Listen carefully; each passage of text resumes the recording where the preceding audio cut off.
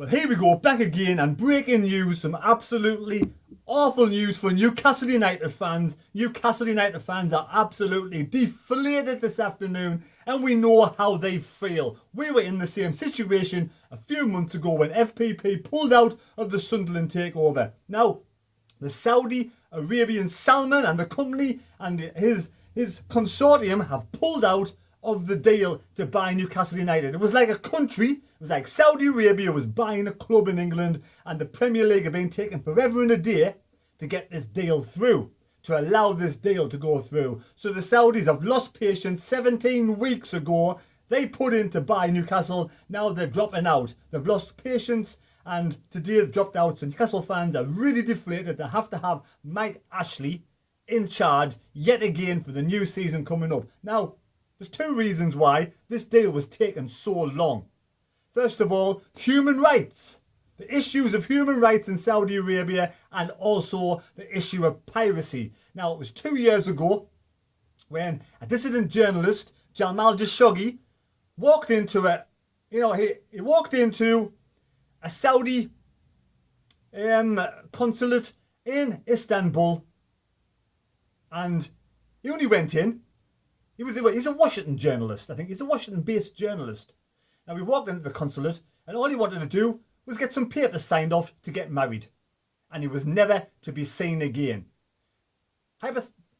Apparently, allegedly, he was murdered and dismembered. Now, I'm saying allegedly because I don't know the ins and outs, but this is what I've heard. He was murdered and dismembered inside the consulate, the Saudi Arabia consulate, which was basically run by Salman himself, as he is in charge. And he was sort of, he's the one that's sort of the individual that's liable for this. So this is one of the reasons why. I mean, you can't just go around just killing who you want. It's all politics, just politics, that's it.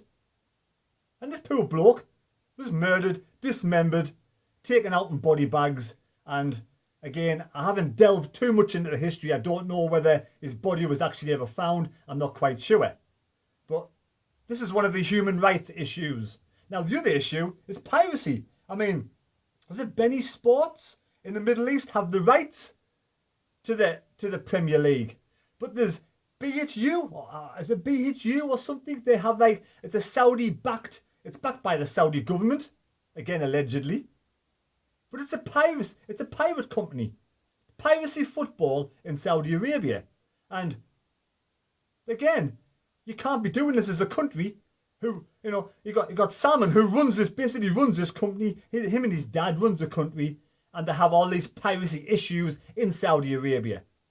So again, Benny Sports in the Middle East, they have the rights to, I think it is the rights to the Premier League, but they're having a lot of piracy issues in Saudi Arabia. So human rights, there's loads more. We all know about the rest of the human rights that's going on in Saudi Arabia as well. So these are the reasons why it's taken so long to get this deal through. I mean, if it went through, we would have been 15 times richer than Manchester City, and also 30 times richer than Roman Abramovich. So imagine the wealth of Newcastle United if this gone through. This is the reason why Newcastle fans are deflated. I'm not on here to brag about it. At the end of the day, it's bad for the North East. Sunderland's turn, it was their turn a few months ago when the Americans were going to come in, and Adele and his consortium at FPP were going to come in and buy Sunderland, and we would have been one of the richest clubs in England. So I was absolutely gutted when that happened, absolutely gutted. We've gone from having that kind of you could have been one of the best clubs in England, the richest clubs in England.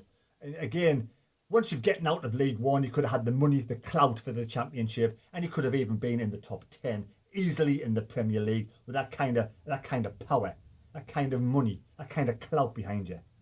And I was gutted as a Sunderland fan. So I know how it feels to have a bad owner. We have Stuart Donald, hasn't done a great job at Sunderland. And Mike Ashley, even though he is a bad owner, in the bigger picture of things, he has getting Newcastle back into the Premier League, and they've survived quite comfortable this season. So compared to Sunderland, it isn't that bad having Mike Ashley as owner of Newcastle United. I know they are deflated and they're gutted because they wanted to be the superpower in England and they would have been the biggest, the wealthiest and probably one day champions of the Premier League. To have that taken away from you, it is really deflating. And again, but do you want to have this person and these people in charge of your club with those issues? They can just take somebody and they can just kill them. Never to be found again. Dismembered, whatever it was. He's got a, you know, he was going to get married. His poor wife to be, absolutely distraught. It's awful, awful human rights issues. That all needs sorting out before you even allow these clubs to come in. I mean, well then again, we have Manchester. I don't know who. I give up, to be honest. There's other people who own clubs from the Middle East in England anyway. So, but Saudi Arabia, like I said, country buying a club. That's what it would have been like, but they've pulled out. So poor Newcastle fans, they're distraught. And I hope this video makes sense. I just thought I'd put it out there. You know, not all Sunderland fans are laughing at Newcastle. I personally, I know what it's like I said before, being a Sunderland fan, to have this shit.